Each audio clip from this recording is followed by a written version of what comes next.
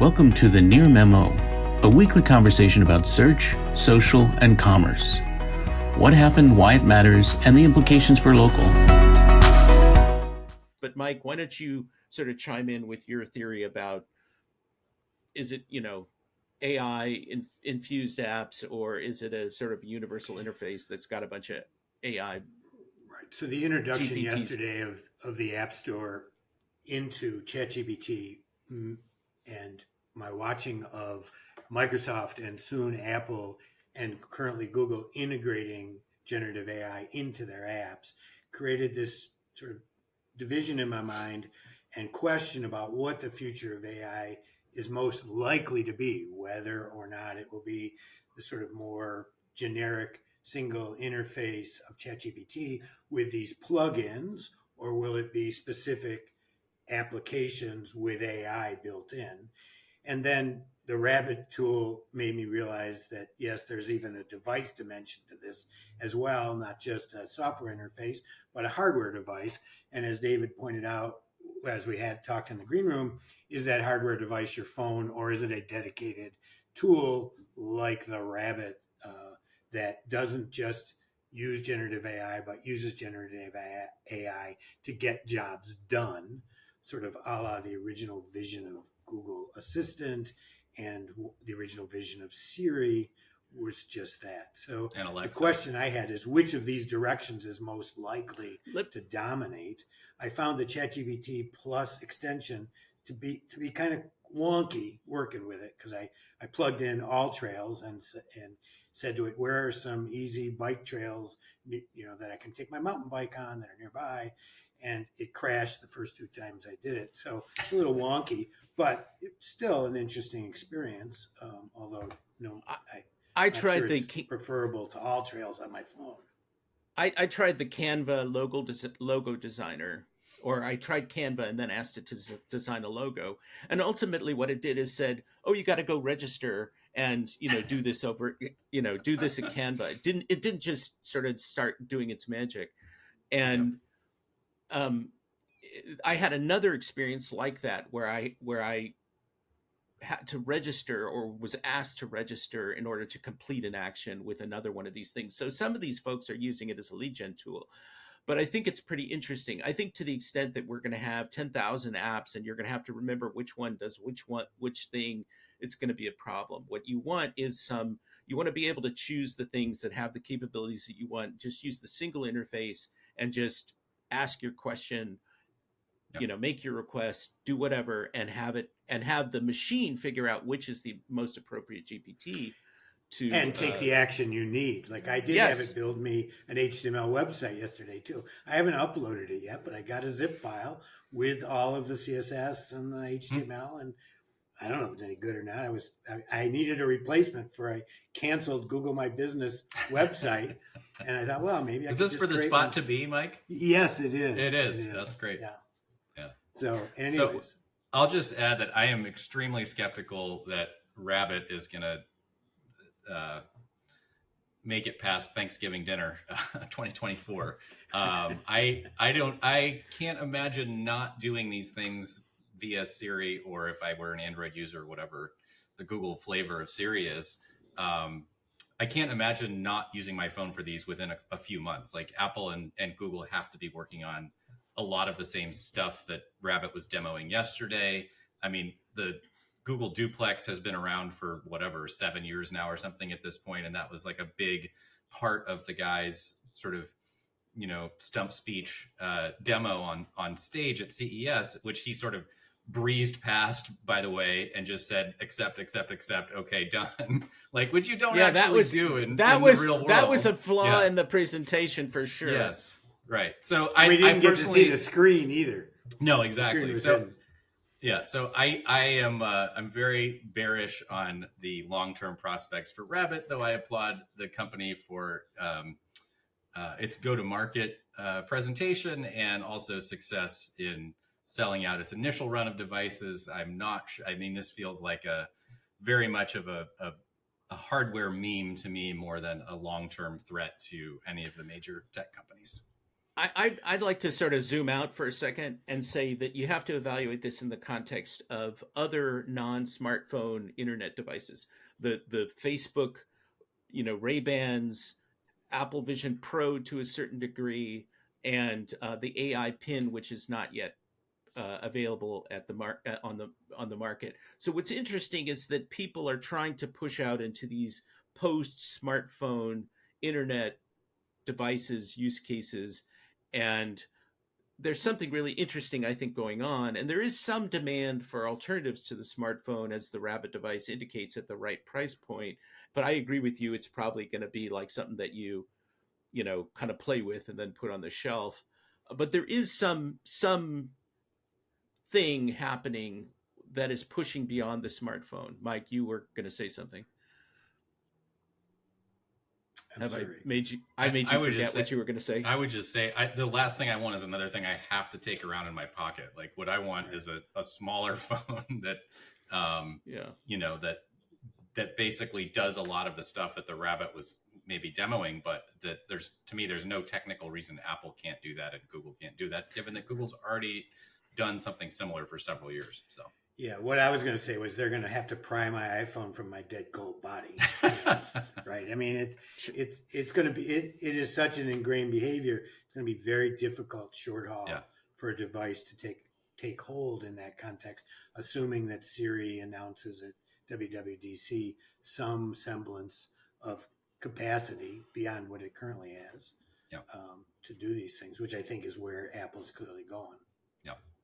But the thing that was interesting to me about the Rabbit was that it was simpler. There was a sort of a simpler UI, seemingly. I don't know what the reality is, but it looked simpler to use, and it was cheap, and there was novelty. Now the novelty will go away pretty quickly, but the demand for lower cost products that can do a lot of the same things that your smartphone can do and are simpler to use, I think there's something interesting there.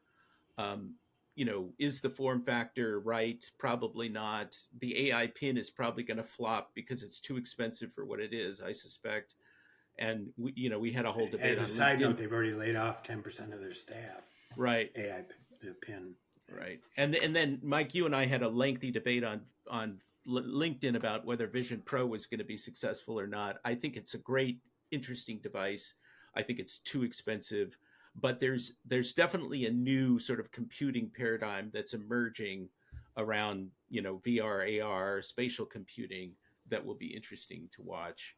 But let's get to the final point. We're sort of running a bit long today. Let's get to the final point that you guys made in the pre-show discussion, which is all of these things kind of chip away at the edges at Google. That we're at peak Google now, and what do you want to say about that? Well, Google has lost its ability to outgrow the market, and so now advertising, for example, only grows as fast as the economy grows, or maybe shrinks as the economy shrinks, or whatever. And unless you can find a way to double LSA prices in a couple months. Exactly. And so and we are seeing threats around the edges of Google that we've talked about in the past, as taking 1% here, Bing, or 1% there with ChatGPT, or 1% from somebody else. Or we've seen the possibility that they will lose the Apple preferred position, which could be 4 or 5% of market share in search. And given that they're at peak and have lost their growth mojo, then they only can make more money in several ways. One is charging more for things like LSA and AdWords, or laying people off, both of which have been happening, or by sleazy behavior like the interstitials, where they're trying to convince people to move over to their app all of a sudden. As long as they've been focusing on the web, now all of a sudden they want you to use their app on the iPhone, because there's a real chance they're gonna lose preferred position. And all of this adds up in the context of peak Google to a much more annoying Google, where they're doing more to optimize income, more to maximize their self-interest. And we're seeing that in crappier results. We're seeing it in LSA scams. We're seeing it across the board. on my iPhone every morning when I wake up and try to do a search, and I'm told, you got to try Google App. It just all adds up to me that this is the dynamic that Google is confronting. And remember that what came out, I forget who testified to this during the antitrust case, DOJ Google antitrust case, which is just concluded essentially, um, that when Google was threatened with not making its quarterly numbers, its ad revenue numbers, they just raised prices. They Right. just So that reminded me that I posted a link in our internal chat about Google selling stoplight efficiency services via Google Maps to Seattle. And David said it was irrelevant. I would like to point out it's an example of Google shaking the goddamn pillows for more Right. spare change. It relates in the sense that Google is looking for alternative and multiple ways to generate more income. Now, surprisingly, in that context, though, they got rid of their Google domains, which was, had 10 million domains. It's like I don't quite understand that. I was just going to say you would think if they want to generate more revenue, this would force them to innovate around new businesses and create new products and services that people really want and care about, and they've pulled back on a lot of those things. I mean, maybe they didn't have big enough audiences, but they killed essentially Area 120 or really pared it back, and a lot of products that had some promise or actual usage have been shuttered, interestingly. So interesting times. Oh yeah, very much so. sure. I do think. I mean, I think we are at a definite inflection point. I mean, ChatGPT sort of kicked that off. Whatever, November 22, right? Ish. No, 22. Yeah, right. Yeah, and I think we're now at. Companies have now had whatever it's been 15 months basically to react to that, and we are now, I think, starting to see the real sort of piercing of the Google veil, and the antitrust case being, just sort of an accelerant on that veil piercing. So I do think this is going to be a big tipping point here for search, for sure, in one way, more ways than one. Yeah. I mean, in my personal usage, I'm using Bard. Interestingly, I'm using Bard and ChatGPT side by side to check each other or to see the differences. But interestingly, in my personal usage, Google has definitely sort of gone down a notch, and it has become really, for me, another resource, not the primary source for information, but another source that I go to, or if I need quick information, or I want to find a particular website. But it's not occupying the same place in my world that it previously did. So, question for both of you though: Google covers the whole funnel from inquiry down to transaction. And do you see anybody else capable near term of doing that whole sort of process? I would say Apple's the only one. I'm clamoring for an Apple search engine. I would love to switch from Google as my default search engine. I don't think Bing is good enough. I don't think DuckDuckGo is good enough. I have my default on my phone set to Brave. I frequently look at the Brave results, say they're crap, and then run the same search in Google. So Greg, for all of your, commentary that Google is broken, that the results are broken, I still think it's the best game in town from a search standpoint. I agree. I agree. Until that actually changes,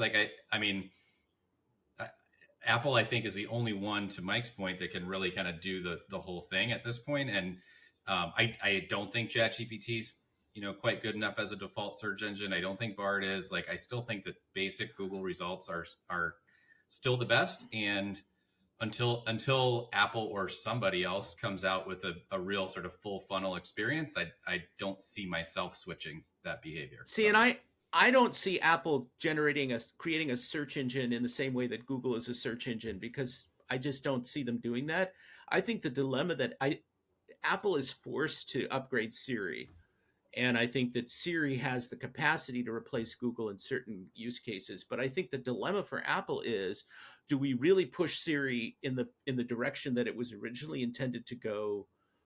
Or do we still serve our developers, right? Because they have a whole app ecosystem that they need to feed.